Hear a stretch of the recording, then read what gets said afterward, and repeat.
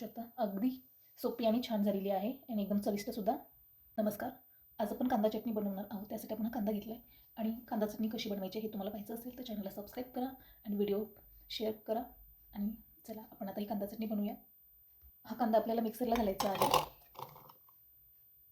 या मिक्सरला आपल्याला ही लसूण पाकळी घालायची, त्यामध्ये हे जिरं घालायचे, हे चवीनुसार मीठ, त्यानंतर आपल्याला हे तीळ घालायचे, त्यानंतर आपल्याला हे लाल तिखट घालायचं आहे.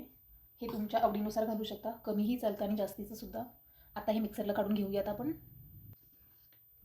ही चटणी आपली मिक्सरला अशी बारीक वाटून झालेली आहे, पाहू शकता. आणि आपल्याला ही जास्तीची बारीकही वाटून घ्यायची नाही. आता ही काढून घेऊयात. ही चटणी आपण काढून घेतलेली आहे, पाहू शकता. आता आपल्याला यावरती घालायची आहे ही कोथिंबीर घालायची आहे यावरून.